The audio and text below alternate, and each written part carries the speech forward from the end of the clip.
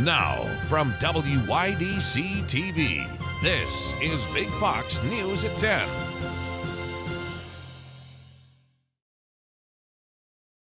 Thanks for joining us. I'm Anna Manuel. A suspect behind bars on murder charges after a shooting in Elmira. This is the area where police say witnesses heard shots around 3 in the morning on Saturday. Here's what Elmira police say happened. When they arrived in the 400 block of West Clinton Street, they saw 42-year-old Taiwan Denard carrying an AK-47. Officers ordered him to drop the weapon and he complied. Police say Denard did not then follow the officers' next orders, so they used a taser on him to subdue him. Denard was taken into custody. Police then entered the house and found a wounded man, Irvin Mosley of Elmira. He was taken to a local hospital, but later died from his injuries. Police say they also found 2 handguns and several clips of ammunition inside the home. Denard is being held at the Elmira City lockup and has been charged with second-degree murder. The investigation is ongoing. The annual Cardboard Boat Regatta took place in Watkins Glen over the weekend, and thousands came out to enjoy the fun on the water. Our Maggie Hall has a recap of the festivities. The water raceway of the annual Cardboard Boat Regatta is back open after a 2-year absence because of COVID-19. Not even overcast skies and a water temperature of 59 degrees could keep these sailors away. It's super cold and windy, so, it's going to be fun trying to row in this, but as they say, it is what it is. Yeah. Sailors showed off their artistic side with boat designs like a Viking longship, a fire truck, and Rapunzel's castle. Colton Okotonski modeled his boat, the USS Meep, after musician Kid Rock's boat, and told Big Fox, "It's not a good boat weather at all. Not at all." First-time regatta racer and Captain Nathan Brown was specially equipped for Seneca Lake months ago. Oh yeah, I woke up this morning and I thought I was like, I quit. I'm not going out on the lake no more. But you're here. I bought this wetsuit specifically for this lake. I bought the wetsuit months ago. Boaters who come here year after year approved of the weather. Oh, it's good Nordic weather. Yes, it is. The fur helps. The boats were all sizes, from the Pink Flash with a 2-person crew to Liquidy Ship coming in at 21 feet long and 80 inches wide with a 20-person crew. You can see the full broadcast of the 27th Annual Cardboard Boat Regatta next Saturday at 5 p.m. right here on Big Fox. And in the words of the Vikings captaining the Terror of the Sea, "You got a regatta!" Maggie Hall, Big Fox News, Watkins Glen. The average price for a gallon of gas slipped again on Monday, remaining below the $5 threshold for a third day, according to AAA. Gas prices first reached $5 a gallon more than a week ago. The price has now declined by a fraction to $4.98, according to AAA. A month ago, the national average was $4.59. 1 year ago, a gallon of gas sold nationally for $3.07. In New York, the state average is still at the $5 mark. Diesel is still at a record high at $5.81. While the price for regular gas is slightly dropping, they're still at historic highs in some parts of the country. And the latest Fox News poll finds that half of Americans blame the president and his policies for these high prices.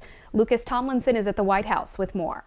After President Biden fell off his bicycle at the beach, the front page of the New York Post on Sunday says Joe hits new low, just like the U.S. economy and his approval ratings.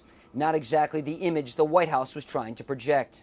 President Biden left church hours later and showed the public he had made a full recovery, jumping up and down to show his fitness. On Fox News Sunday, a top economic advisor to the president acknowledged the pain many Americans are feeling in their wallets while trying to sound upbeat.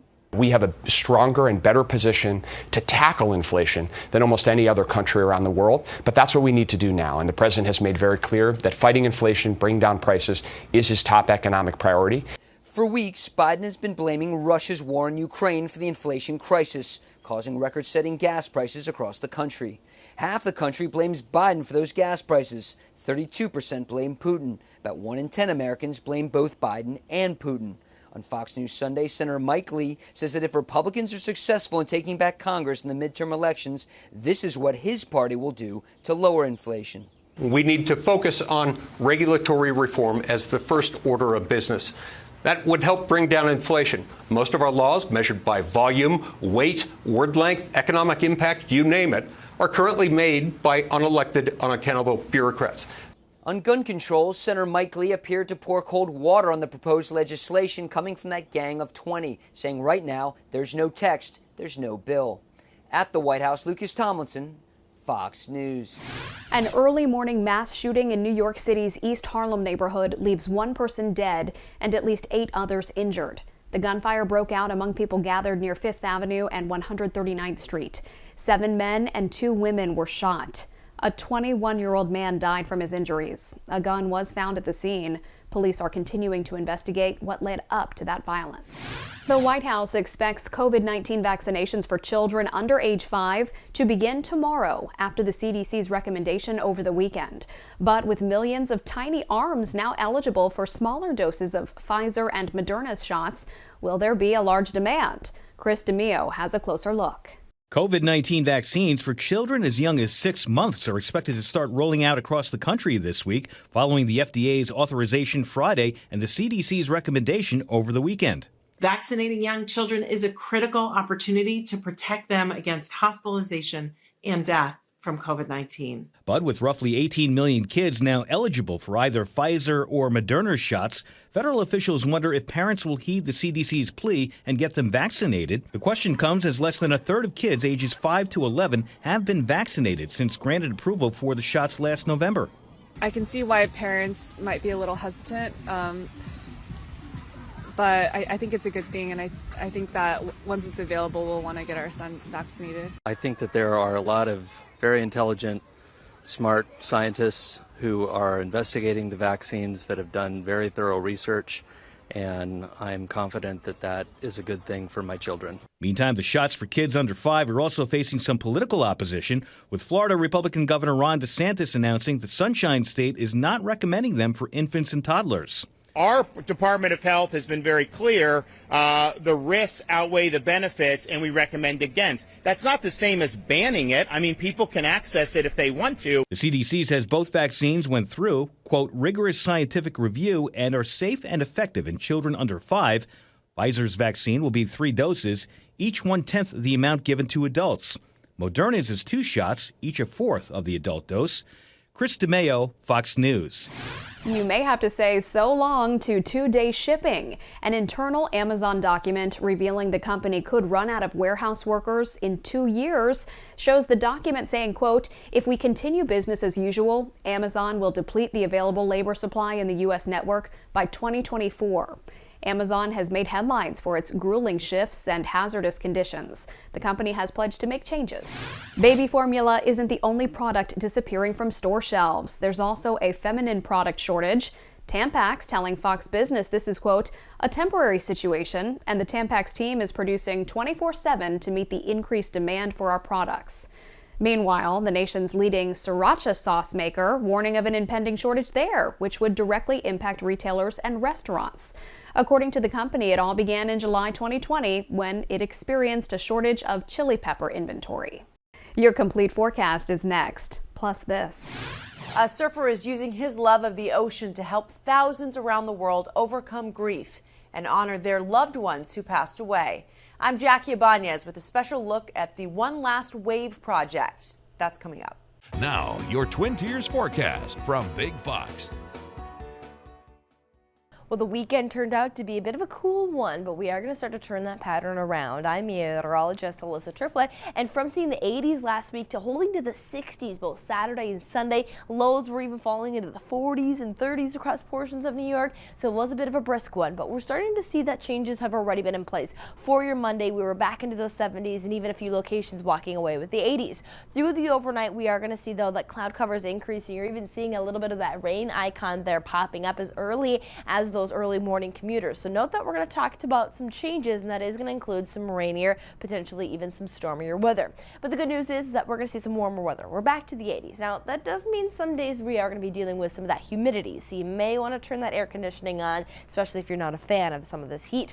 Spotty storms are going to be paired up with that. What we'll see for your Tuesday is that a warm front is going to be lifting in, making it feel like summer. Tomorrow is the first day of summer, but then a cold front will be sweeping through on Wednesday, keeping potentially a few lingering storms into early on Thursday, but Thursday should show some drier conditions, which is going to bring in a beautiful weekend, especially Friday into Saturday with some warming sunshine. May track a few isolated storms as we head into that Sunday forecast. So looking at the forecast here as we head through the overnight, you can see there's the warm front that is going to be lifting its way in, bringing some sporadic shower activity. Not expecting much for accumulation. It is going to bring a mix of some of that sun and cloud cover. You even see those thunderstorms redevelop there at times, especially with the heating that is going to be in place underneath some of that sunshine.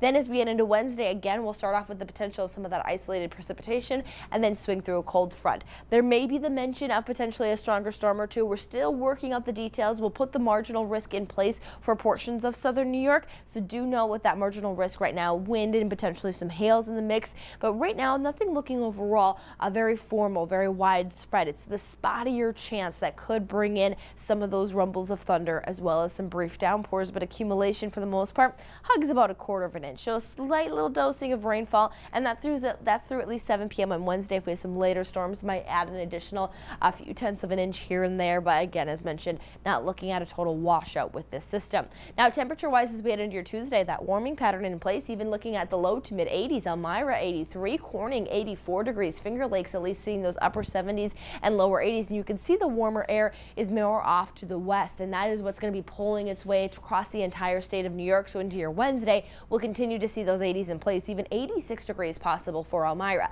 Now, you still see that thunderstorm icon again. Not going to be all-day thunderstorms. You'll still see some mix of sunshine, and when you see a chance for thunderstorms there on Thursday, that's mainly early in the morning. You'll see some afternoon sunshine. Temperatures hold into those 80s behind that cold front, so even though we have cooler air behind it, we still stay near seasonal. We'll look at 84 sunshine on Thursday, putting a slight risk of isolated storms on Saturday, trending to stay drier, but looking to be warm with temperatures even flirting with the upper 80s. One man is using his love of surfing to touch the hearts of thousands as he honors not just his fallen father, but others who love to surf and those who dreamt of doing it but never got the chance. Jackie Ibanez has more on Dan Fisher and the One Last Wave project. To many, the ocean is a remarkable place that holds a lifetime of memories as deep as its depths. It's a sentiment Dan Fisher of Rhode Island truly understands. Both he and his father shared a love of the sea and never shied away from an adventure. So when he tragically lost his father to cancer, Dan turned to the ocean and his passion for surfing to help him heal. I decided to write his name on the board and really take him out there into the waves. Dan later shared his tale of overcoming loss on social media while extending an offer to the internet to write the names of other people who passed away on his board as a way to honor those surfers on the waves they once called home. And so the One Last Wave project was born. It's become something of great significance to me and to so many families around the world, just the opportunity, especially during this time of COVID, to be able to honor our loved ones when we weren't able to do so. It's only existed for a few months, but Dan has already covered 3 surfboards and thousands of names from people around the globe. The project is now evolving to even include people who haven't physically been surfing. We've had people who are in hospice care and had a dream that was always to go to the ocean, were unable to do so. Harrowing stories, very emotional. And while surfing can be a somewhat solo experience, Dan says he never feels like he's out on the water alone. If you'd like to submit a loved one's name to Dan, visit OneLastWaveProject.com to learn how. Some welcome news for people who plan to fly this summer. A drop in prices for domestic flights. But Bailey Miller in Phoenix says travelers there have yet to see that price drop. Domestic airfare fell for the first time since the beginning of the year, but many of the travelers we spoke with at Sky Harbor say they haven't noticed any difference in price, adding that more needs to be done to bring those prices down. The prices are just stupid. I know when you can get reasonable prices, and it's not been reasonable for the last 2 years. Air travelers say their domestic flights have been extremely expensive. This despite new reports saying the cost of flights are down. Domestic airfare is about $20 cheaper than what it was at the peak in May. But travelers say even that decline isn't enough. If I'm spending like $500 or more, like what's $10 going to do? That's nothing. You know what I mean? For the last several months, prices have been higher than usual for travel. So why is it getting cheaper now? The app Hopper says it has to do with demand. Most people vacation in spring and early summer, and experts are adding that this is good news for consumers because they expect those prices to continue to drop all the way into September and October. Anything counts, because the more, the more money you can save, the better, Now, international travel is a totally different story. Experts say prices are up 20% from last summer. They add that the best times to travel are in September and October. A new study suggests an eye test can foresee heart attacks years before they occur. Researchers from a university in Scotland say a simple eye test can help predict heart attacks more than 5 years before they happen. The analysts created a personalized forecast model from volunteers who had a heart attack. The test studies different abnormal patterns of blood vessels in the retina, which are a sign of coronary artery illness, according to the analysts. They say their tests can spot other life-threatening diseases like a stroke and high blood sugar. With gas prices much higher than last year, drivers can use any advice to make their fuel last longer. And as Kendra Kent reports, AAA has some tips. We are in Hillsboro. We just got half a tank of gas and it costs almost $50. So double that and that would be a fill up of about $100, with gas being $5.42 a gallon here at this gas station. But did you know, with some smart driving habits, you can go a little bit further between your fill-ups. It's bye-bye pandemic restrictions and hello summer, the perfect ingredients for a nice getaway. Except it was $150 to fill this thing, and that was like, oh wow, that's a lot more than it used to be. Pain at the pump, hurting more than ever. It's expensive. And especially hard for drivers like Zeke Martinez, who says he owns his own handyman business and drives all around the metro area for jobs. It's a lot of money to spend on one time. Oregon and Washington are both averaging about $5.55 for a gallon of gas, $2 more per gallon than this time last year, making a typical fill-up closer to $100 than $50. This is uncharted territory. We've never seen gas prices move this high, this quickly. We're setting new records on a daily basis. And as we move into the summer travel season, AAA spokeswoman Marie Dodd says drivers will have to grin and bear it or stay home. There's really no relief in sight for drivers. There's nothing on the horizon that would indicate, okay, we should start to see prices settle down soon. So if you want to keep that summer road trip and also maximize your fuel economy, AAA does have a few tips. First of all, clean out your car. Make sure you don't have anything heavy or bulky that you don't need, like a stroller if you're not using it. Another good tip, tires. You'll want to make sure that your tires are properly inflated. Use a tire pressure gauge. If it's too low, that will decrease your fuel efficiency. It's going to get hot this summer, but try to avoid using your AC. It just eats up gas. Roll down your window instead. And finally, easy does it on the pedals. Avoid gunning the engine or slamming on the brakes, and keep your speed in check. About 50 miles an hour tends to be the sweet spot. Your fuel efficiency decreases quite a bit as your speed increases. Other tips include planning your trips and errands out in advance and turning off your engine if you are idling for more than a minute. Do all of the above and no, it won't cut your gas bill in half. But AAA says you could still notice some significant savings that might bring a little relief to the sticker shock. I'm dealing with it. I mean, I have no choice. I just have to deal with it. Right. Not happy about it. Here's another hack that has nothing to do with your car. Some retailers and businesses have loyalty programs where when you shop with them, you can get fuel discounts. And some credit cards also have programs where you can get cash back on fuel purchases. Ford Financial Firm says more auto loan delinquencies are surging. Ford Credit, the finance company of the automaker, says there's an ongoing increase in late payments and delinquencies, which can be a sign of a possible economic recession. The automotive research firm Edmunds reports customers' average monthly car payment hit a record of $656 for new vehicles and $546 for used ones in May. The average annual percentage rate for new vehicles hit 5.1%. That's the highest level seen since March of 2020. We want to leave you with a smile. A police officer manages to capture a goat that was on the loose, much to the amusement of whoever was recording the encounter. It happened Sunday in Santa Rosa, California. That's Officer Ellsworth of the Santa Rosa Police Department doing the difficult work of capturing the goat while someone else is cracking up laughing. According to police, the goat's name is Billy. He was returned to his owner. How appropriate. From our whole team, thanks for joining us. We hope you have a great rest of your day.